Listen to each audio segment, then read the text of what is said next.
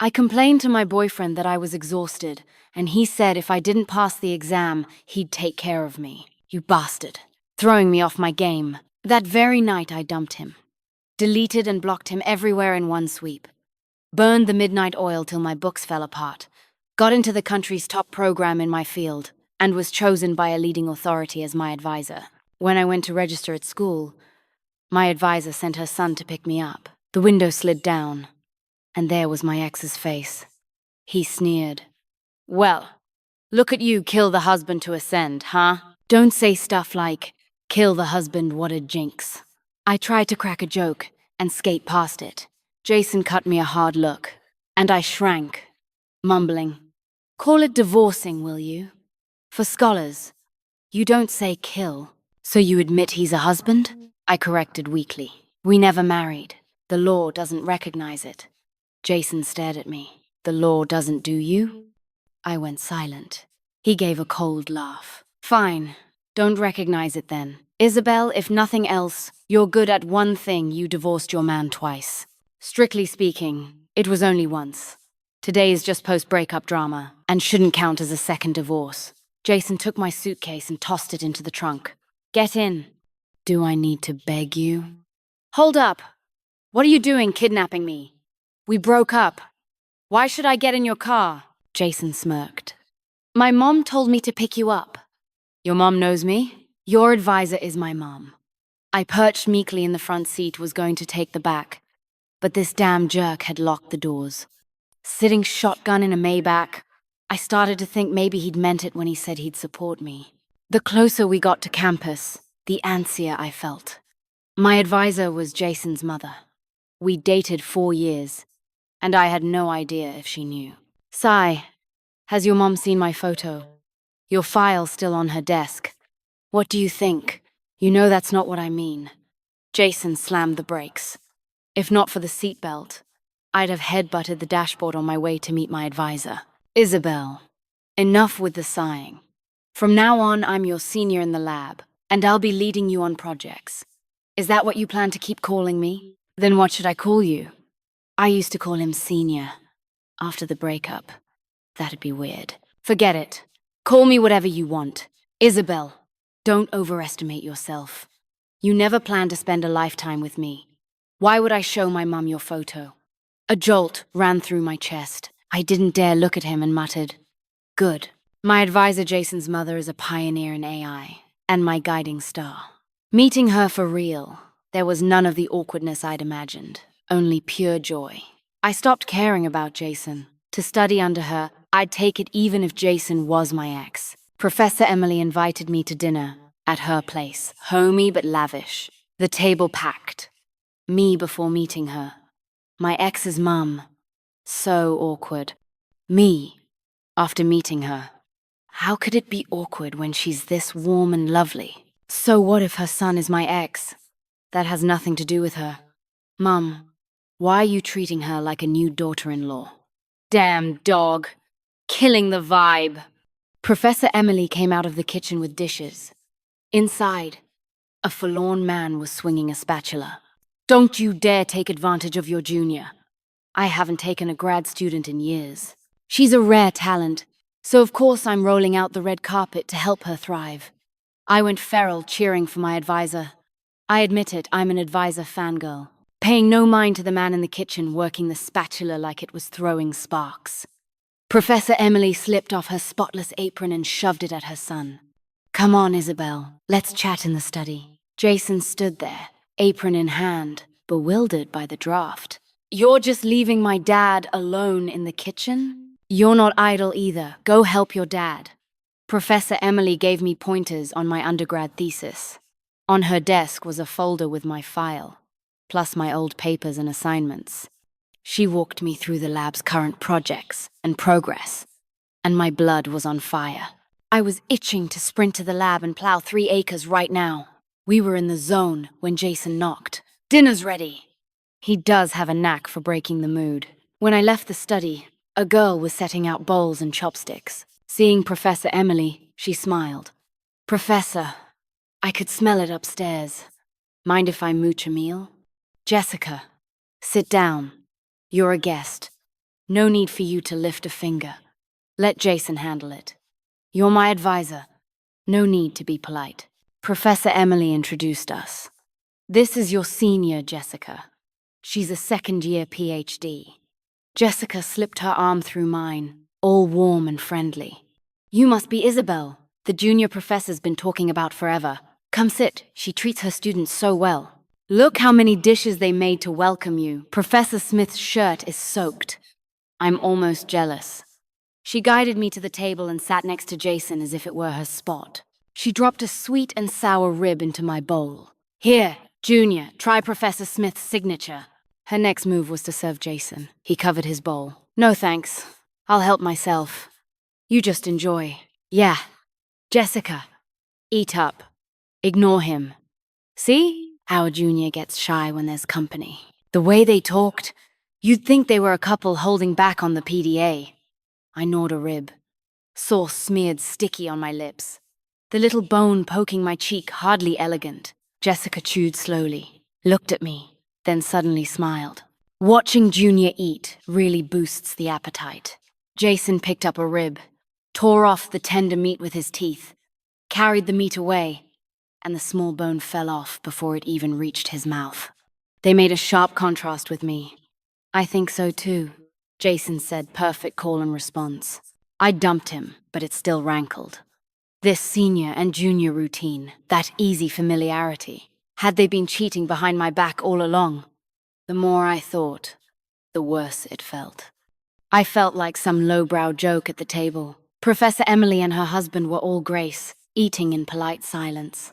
Across from me, the two suspected cheaters bantered in sync, needling me.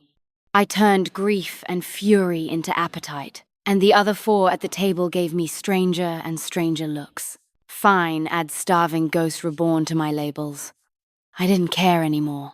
My head was full of rage at being cheated on, and relief I'd dumped Jason first. In that mix of joy and fury, I ate myself silly. Brr! Hey, not me! Turns out it was Professor Smith. Wow. That face first time I've ever seen someone go red from the neck to the forehead like a cartoon character after eating chili. Art really does come from life. But he is a professor, his recovery was faster than the color rising. Isabel, you've got to come eat with us more often. First time I've ever felt my cooking was truly appreciated. I'm so happy my appetite's doubled. Burp! I feel the same. That was Professor Emily. What a picture of a loving couple in sync, I grinned. Professor Smith, your cooking's amazing. No wonder Professor Emily's made such strides in her field, she's got your solid support. That's why our AI research keeps advancing. Professor Smith chuckled. Well now, Emily, your little apprentice sure knows how to talk. I like hearing it. She'd better come often. That way I can claim I've indirectly advanced AI technology. You'll have to give me credit for that. Emily laughed and smacked his arm. Listen to you one compliment, and your head's already in the clouds. Out of the corner of my eye, I saw Jessica's smile stiffen, nearly slipping off her face. No wonder I'd felt a faint hostility. Maybe she knew I was Jason's ex. I decided to just soak up more of Emily and Smith's sweetness to cleanse my eyes. After dinner, Jessica insisted on helping with the dishes. Girls shouldn't be washing dishes, it ruins your hands. Then Emily shoved Jason straight into the kitchen. Jessica, you're a senior, and it's the start of term, you must have tons to do. You should head back early. Professor, Isabel's a new student too. I could take her to check out the dorms. The grad dorms are pretty far. It's late lugging stuff around now is a hassle. She'll stay here tonight. You head on back. Huh? Stay here? No way under the same roof as Jason? That's a big nope. We broke up. We're supposed to keep our distance. Professor, I can stay at a hotel tonight. Really no trouble at all. And waste money? Forget it. Jason's room is already made up. I froze. His room? Really, that's too much. I can. The study's too bare. Can't put you there. Jason's tough. He'll survive. Isabel, just settle in for one night. Later, after our walk, I'll go over the upcoming projects with you. So, not only did I stay in my ex's room, I kicked him out to the study. Being hated by Jason, well, that's just my fate. Emily and Smith went out for a post-dinner walk, leaving me alone with my possibly too-timing, snarky ex. Help! What kind of hellscape is this? I tried to ghost myself upstairs, but as soon as I got up, Jason blocked me. Isabel, my folks really seem to like you. You divorced me, yet here you are, still buttering up your ex's parents. Not your ex-wife, your ex-girlfriend. And I'm not buttering up your parents. I'm respecting my advisor and her husband.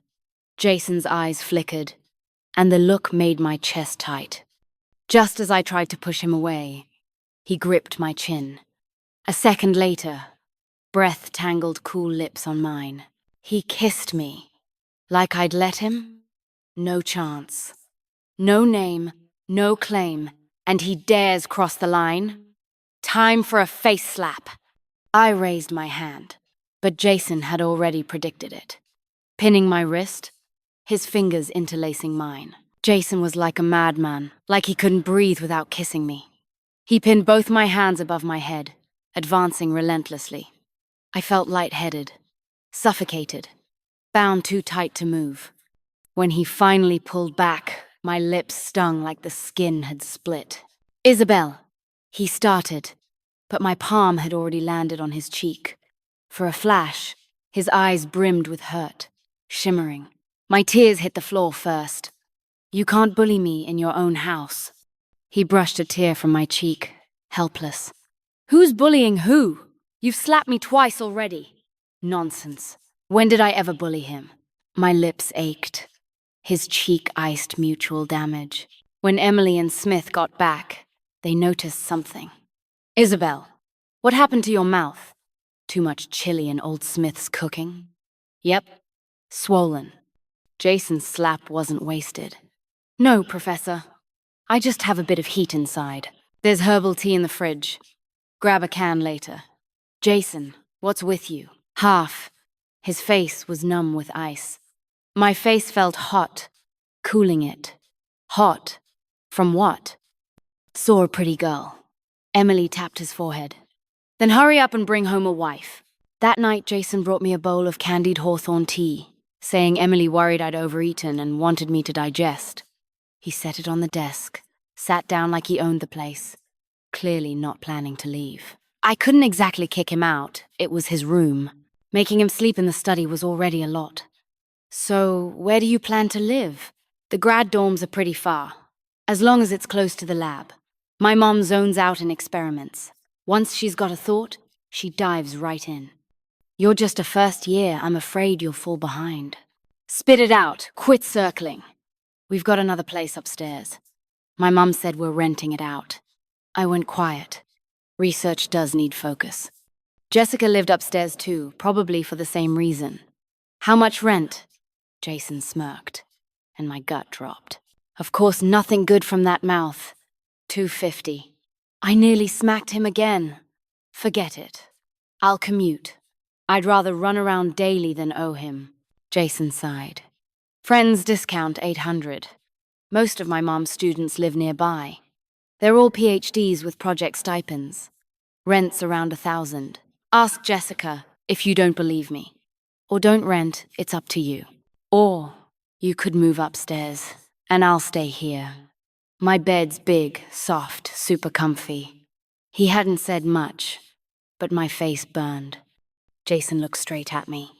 Don't pretend you don't care. Tell me, why do people who like each other have to keep splitting up? When the door shut, tears streamed down, dripping hot as molten lava onto my hand. Searing. I really had divorced him twice. Both times the same man. I was only lying to myself that maybe the first time, before the college exam, didn't count. After all, we weren't together then, so it shouldn't count. But if he didn't like me, why track me down in secret, keep in touch, stay online for me? Truth is, I'd known Jason much earlier. Back at the winter camp in senior year, I had no advantage at all. I didn't have any special talents to show off, so I relied on my own little tricks to bring some fun.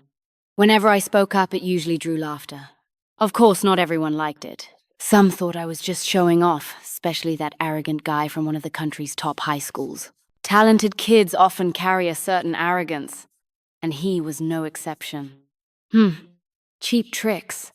The tall, skinny boy adjusted his glasses, his gaze icy. I thought this place was about real ability. Didn't expect to see a circus clown. His words were sharp and mean, puncturing the pride and confidence I'd worked so hard to build. Like a soap bubble, glittering in the air, beautiful on the surface, but just a fragile drop of water ready to burst. At 17, I was like an ugly duckling barging into a hall of swans, wearing my school uniform and that Dora-cut hairstyle that screamed exactly which school I came from. In this gathering of geniuses from all over, I must have looked like a country bumpkin in the big city. In that instant, I felt my tears well up. Standing there under all those eyes, it was unbearable. The classmates who usually laughed at my antics fell silent, every gaze landing on me. That was when Jason appeared. As the senior leading the camp, he pulled me behind him, shielding me from their stares. Just being here is proof of your ability. Making people laugh is nobler than making them miserable. At least the former brings value. The latter is worthless. Now the awkward one was that boy. No need to be so sharp, senior. I believe this is a hall of knowledge, and our purpose here is to experience the sanctity of higher education. I don't want to endure constant noise along the way. Is it wrong to say so? Jason frowned, ready to speak, but I stepped out in front of him. Facing the boy, I looked into his eyes, a storm in my chest, while I forced myself calm. Do you always act like this? The boy eyed me warily. Like what? I tugged one corner of my mouth, raised my brow, eyes shining like bulbs, pulling a goofy John face. Like this. Someone snorted, and suddenly the whole group burst out laughing. I watched the boy's face flush crimson. Not letting up, I patted his shoulder. Maybe a bit of facial paralysis. Better watch out, or you'll end up looking like Bao Chang or the big bad wolf.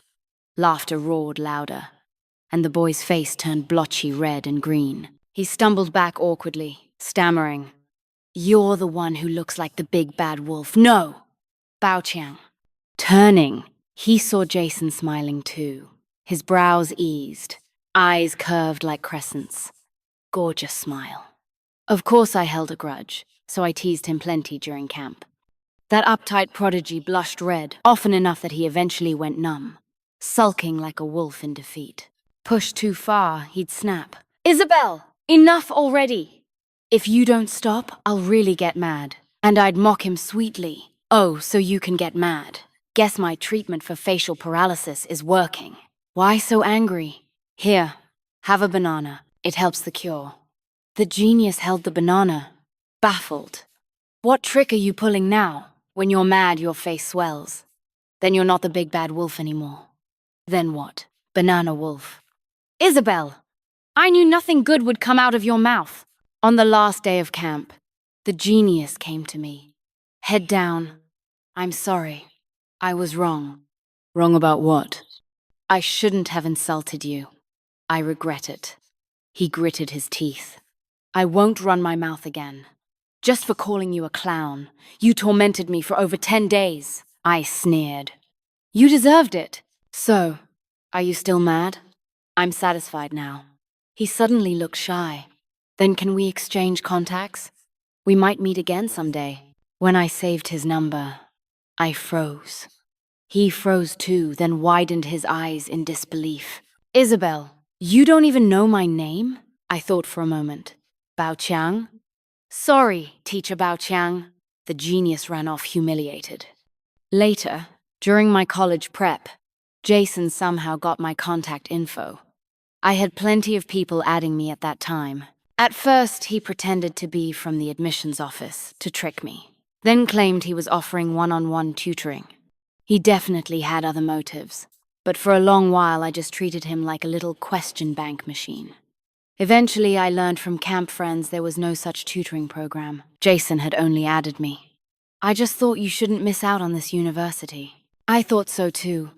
I shouldn't miss out on what I wanted. That line did more for me than anything. Most of our chats were about test questions. Jason's textbooks were different from ours. So he even found our local high school editions and made notes for me. Freshman year's pretty free. Better to help you than waste time. During that short yet endless stretch, I sometimes dreamed maybe we'd meet again at the same university. Until one night, coming home from evening study, I found my mom sitting on my bed with my phone. Ice water poured over me from head to toe. Isabel, explain why you have a phone. And who have you been chatting with? When Professor Emily heard I was looking for housing, she immediately told me to stay upstairs, even offered to waive my rent. I politely declined and asked Jessica what she was paying. $1,200 a month. I refused any discount from Jason. I'd pay fair and square. It was a 3-bedroom, 2-bath. Jason shoved my suitcase straight into the master bedroom. You're nuts to pick a smaller room. First come, first served.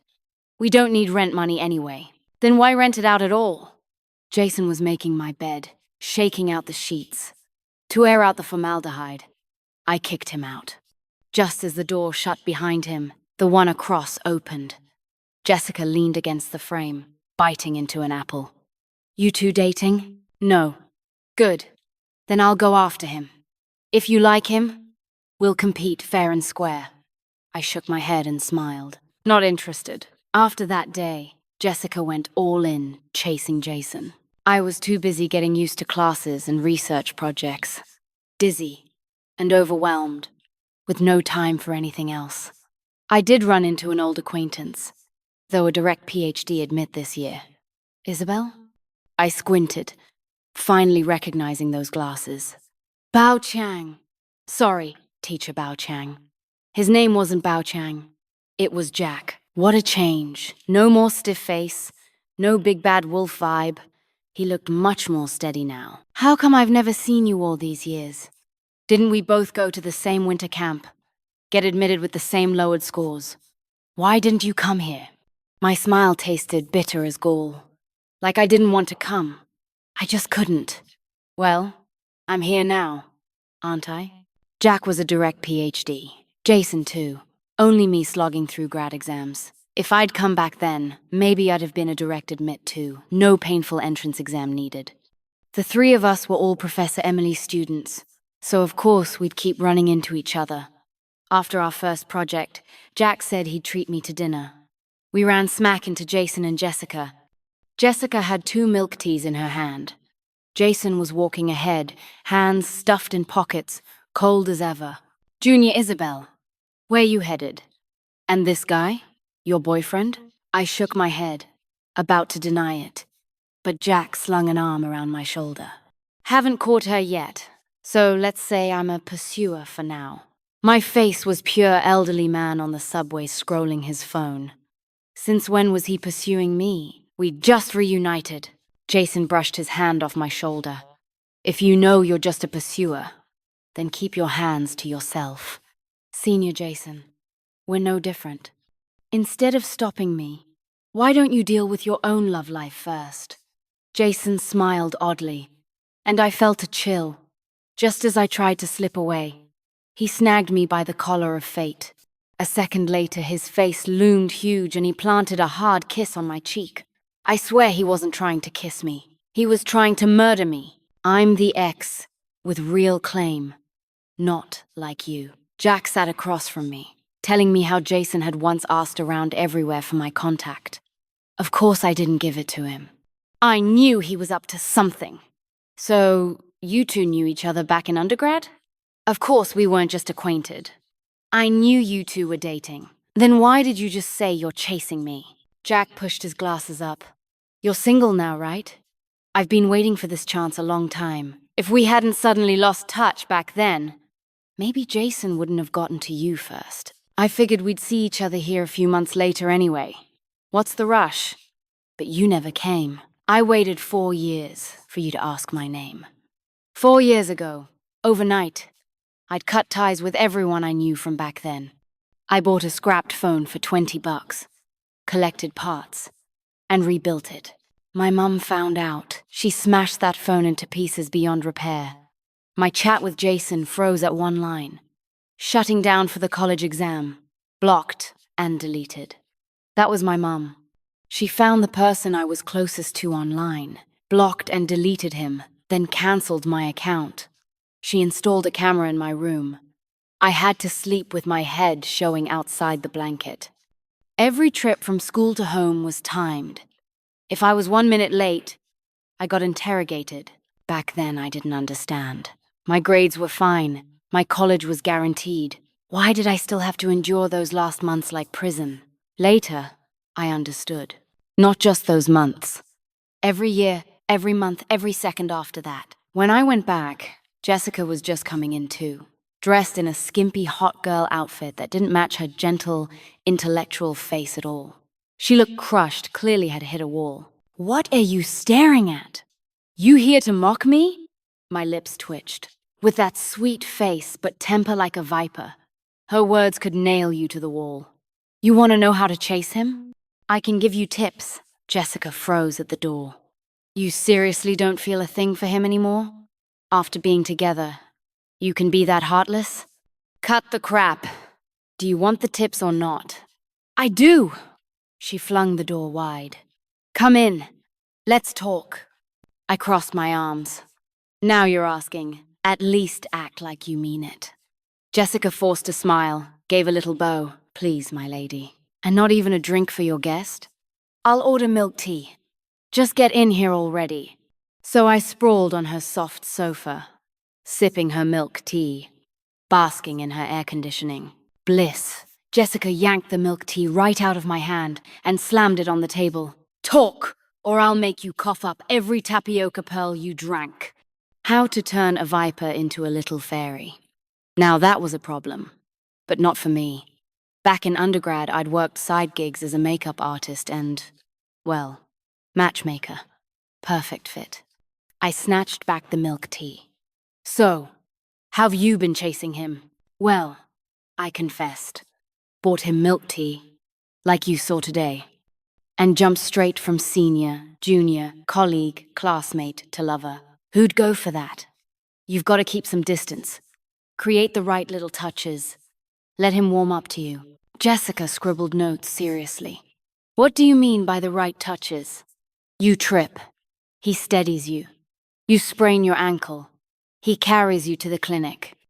Use your connection so he can't refuse. Create atmosphere. Easy as pie. What does he like to eat? Drink? Any allergies?" I went cold. I can't reveal his private stuff. If I gave you that, it'd cross the line. Jessica's notes filled a page. "You're hyping him so hard. And you even dated him.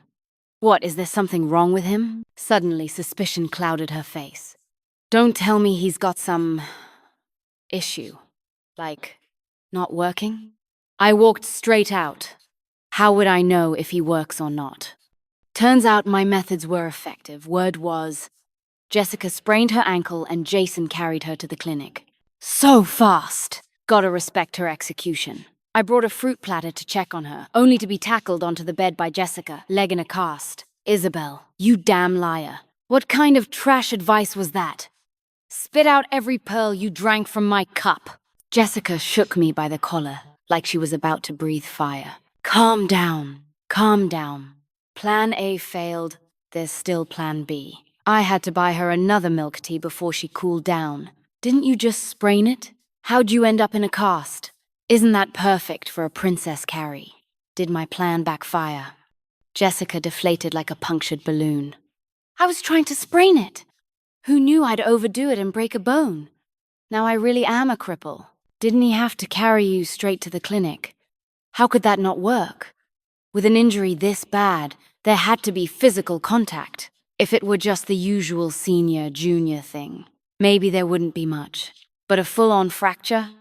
Contact was guaranteed." Jessica looked utterly defeated. "He didn't stand by, no. He called a stretcher and had me carried over." "Wait, so there really wasn't any contact at all?" Jessica gave me a forced smile. "According to first aid guidelines, he wouldn't dare move me. Worried about dislocating the bone, I went silent." Jessica, on the other hand, fumed. "Breaking a leg, chasing a guy, pathetic. Haste makes waste. Now's your chance to milk this. He's got to check in on you, right? Ask him to bring food, drinks, study notes, whatever. That's your excuse to connect. You're right. I need to make a full plan. Once I do, you'll help me review it. What plan? I froze in my chair. Jessica, still clueless, said, "Of course, a plan to chase Jason." Jason stood at the door with a fruit basket, face sharp as a blade, brows like swords, eyes flashing like stars, the kind of angles that could kill me outright. He stared at me with a grim smile. Well, Isabel, even if you don't want me, you don't have to hand me off to someone else. I won't bother you anymore. The same man who swore earlier not to cling to me was now drunk, slumped at my door, tears falling in steady streams. No drunken rants, just tears. When I reached out, he shook me off and turned his head. "I'll count to 3. Either you come in, or I shut the door." 3. Whoosh. Something darted inside. He sat there, reeking of alcohol, sulky and silent. He did have a right to feel wronged. I knew I was at fault too. I'd failed him. He hadn't done anything wrong, but I still broke up with him. Life is long. Until I can truly take control of mine, I can't make decisions where I can't see the end. When my mum changed my college applications, I was powerless. When she threatened that if I didn't become a lawyer, I'd better marry early, I was powerless again. It wasn't just powerlessness, it was despair. That kind of life, with no future in sight, no glimpse of my own path. I still remember it vividly. When I was studying for grad school, the pressure was immense. One day I got a call. "Isabel, since you want to take the exam, then focus on it. You can have anything you want. What kind of man couldn't you find? Or don't break up. Just skip grad school. Come home and get married. So useless, might as well marry well and get a bigger dowry." For 22 years, I lived for her pride. I was just a pawn to outshine my half-sister, born 2 months after me. That phone I used to chat was a scrapped one I bought for 5 yuan, replaced parts, and rebuilt myself. Later it was smashed beyond repair. I still remember her yanking my hair, dragging me out of the room, so eager to run off with a man. "The exams aren't even over and you can't wait to hook up? Then quit studying, go get married. I'm telling you, if you marry now, you'll only end up with a man like your father. If you won't study, then get married and clear out." A man like my father. All my suffering came from my mother, and all hers came from my father. He had an illegitimate daughter only 2 months younger than me. He was cheating, even while my mum carried me. Even when she gave him a son later, she still couldn't keep his heart. So I had to excel in everything. If I fell short of that girl even once, I'd be scolded at best, beaten at worst. I had no life, no space. I had to become a lawyer, respectable and powerful. All I could do was wear a cheerful mask outside, so no one would see my pain. If I didn't study hard and succeed, I'd be married off to some terrible husband. She wouldn't raise a useless daughter. Meanwhile, my brother got whatever he wanted, his days spent playing around, gaming non-stop. Every penny, every second of mine was under strict control. I begged her in tears to let me keep studying. She installed a camera in my room. During the college exam, in the last 10 minutes of application, she changed all my choices to law schools. In the same city, no lowered admissions allowed. I had to go where she chose. That's when I understood. She didn't care about my studies or which school I entered. She just couldn't let me out of her grip. "Even during grad school," she said. "If you insist, fine. I'll just meet my future son-in-law, discuss the dowry with his family, see what kind of people they are." Jason sat stubbornly on the couch, crying in silence, waiting for me to soothe him. I sat too, watching quietly. "Jason, we don't have a future. Stop liking me. Let yourself go." Shackles I'd worn since childhood clung like maggots on bone. Jason wiped his tears, leaned over, wrapped an arm around my neck, his soft hair brushing under my chin. "Isabel, we do have a future. I can't stop loving you. It's instinct now." My nose burned. Wasn't it the same for me? For over a decade, I'd been caged. Winter camp had been a glimpse of the sky. Even going away for college, I was still a bird on a leash. Jason's love burned too hot. I'd never imagined we'd meet again. Until sophomore year, when I was working at a restaurant and Jason came with friends. By then, I was so changed. Old classmates barely recognized me. I thought he wouldn't recognize me either. So when he asked for my number, I didn't refuse. Did you already know I was that Isabel? Fingers laced, I felt warm drops on my collarbone. How many coincidences could there be in this world? Where else would you find a second Isabel? No matter how many breakups, I'll always win you back. You can't escape. Isabel, be with me. You don't have to be afraid. I still didn't agree. Jason nodded. Then can I at least crash on the sofa tonight? I never imagined the nightmare would come so soon. The next morning, someone knocked. Jason opened the door. As I stepped out, before I even saw who it was, I got slapped across the face. My mom was trembling with rage. Isabel! You shameless girl! Now you're living with a man! She raised her hand to strike me. But Jason caught her wrist. Ma'am, calm down! Don't wave in front of me, I know who you are. You were the one pestering Isabel back then. I said her boyfriend's voice sounded familiar. Turns out it was you, and now you're tangled up again. My mind went blank for a moment. She lied to me. She had already tracked Jason down. She said she only deleted my account. Isabel, you've grown bold. If I hadn't gone to your school, I wouldn't even know you were doing so much behind my back. Changing majors, giving up a direct PhD track to take the grad exam. You think just because you're grown up you can do whatever you want? You insist on ruining your future and falling in love? Fine, I won't stop you. You can go on blind dates right now. Get married. Aren't you desperate to marry? I stood up, forcing myself calm, stepped in front of Jason. My mom broke free of his grip, swinging at me again, but I caught her wrist. Since college, she hadn't given me a cent. She said Dad's child support wasn't enough and I was already an adult. So at first I worked multiple part-time jobs to cover tuition. I was stronger than her now. She wasn't young anymore. No longer could she beat me by yanking my hair. You can keep making a scene. I can drop out right now and leave. My household registration is already independent. You think you can still control me like before? Put cameras in my room? Go ahead and try. If you keep pushing me or threatening me with marriage, I'll walk away. You found me this time. What about next? You gonna monitor the whole world? From now on, I'll send you alimony every year. But if you keep interfering in my life, you'll pay the price. I may have changed majors, but I have many friends who are excellent lawyers. We can go the legal route. My mom's eyes widened, full of disbelief. You wouldn't dare. I'm your mother. Don't forget who raised you. If not for me, do you think your father would have cared? You would have starved long ago. I felt like I was breaking free of a cage. Stop using that to hold me hostage. You don't love me. You don't even like me. You still blame me that if not for me, he wouldn't have left you. Mom, don't push me into cutting ties. You've always known I was innocent. You know you were wrong, but you'll never change. As long as you feel better, that's enough for you. If you leave, I'll buy you a ticket. If you don't, I'll buy one for myself. From now on, don't even think about finding me again.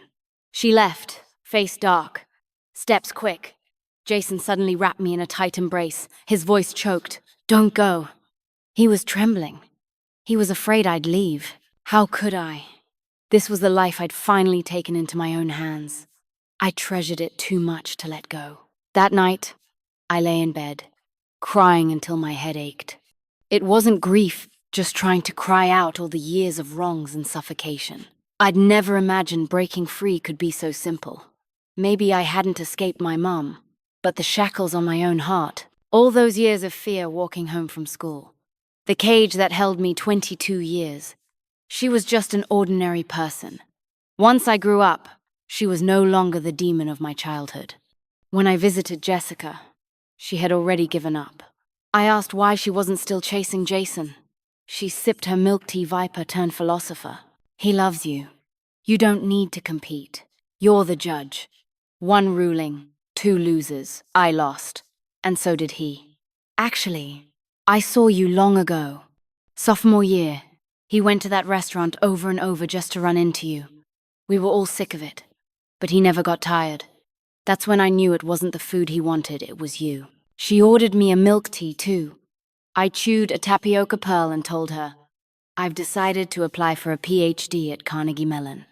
Jessica blinked. So this is what they mean by when the heart is free of men, the sword sharpens itself? Even if he ends up with someone else? You won't regret it? Life is too long. Studying is my only path. If I can't give him a future, better not to waste his time. Jessica fell silent, then asked, if you go abroad for your PhD, does that mean I'll have Emily all to myself? Dream on. A man you can fight me for, but not Emily. That's a duel to the death. 3 years of grad school. Jason and I still stayed single. Jessica got herself a boyfriend, and even complained to me, you two might as well just be together. You call it single, but it looks like you're old married couple vibes. I'm starting to think you're the real daughter, and Emily's son is adopted. Later, I found out the rent was over $1,000 for a single room, and I'd been hogging a whole 3-bedroom. Still, I went abroad for my PhD without hesitation. Emily fully supported me. She said real research needed that spirit. She didn't care if her son ended up lonely. Before I left, I told Jason, if you can't wait, don't. Whatever happens, I'll bless you. Jason helped pack my bags. You still won't take responsibility. You ruined my innocence. I clamped my hand over his mouth, wanting to kick him. First winter of my PhD, Jason messaged me. He couldn't wait anymore. I'd seen it coming, but when the day arrived, I couldn't bring myself to give him blessings. Outside it snowed. Christmas was near, so I wished him Merry Christmas early. That Christmas was freezing. I went downstairs for bread, and there was Jason, eating an apple in the snow, his hair dusted white like frosting. He rushed over. You heartless cheat! What do you mean, Merry Christmas? I knew if I ended up with someone else, you wouldn't care. You don't love me. If we get married, you'll just leave whenever you want. Make me your ex-husband all over again. He couldn't wait, so he came. And I was grateful to meet someone who kept loving me through all my walls and doubts. Let's get married. I pulled out the diamond ring I'd prepared. Jason's rant cut off. The apple fell into the snow. PhDs take a long time. I couldn't delay him anymore. Snow kept falling, settling on our heads, almost like we'd grow old together. Christmas was cold, but Jason's arms were warm. By my 3rd year, my project made a breakthrough. As lead, I hit headlines at home and abroad. My mum called me overseas as if nothing had happened, bragging about my success, asking when I'd come home for New Year. I brushed her off and hung up. When I returned, I learned that the apartment I once rented had always been meant as Jason's marital home. He'd moved me in years before. That was my real home. Jason picked me up at the airport in a black coat, dashing enough to make heads turn. Professor Smith was still as charming as ever. Let's just hope Dr. Isabel remembers she's got a very charming man at home too. Keep a close eye on him. I'm not worried about him cheating. Worst case, I'll just replace him. Don't you dare! If you betray me, I'll sick my mom on you. Oh, I'd never. Offending you is one thing, but offending Mom? No way. She gave birth to you. I only married in, okay?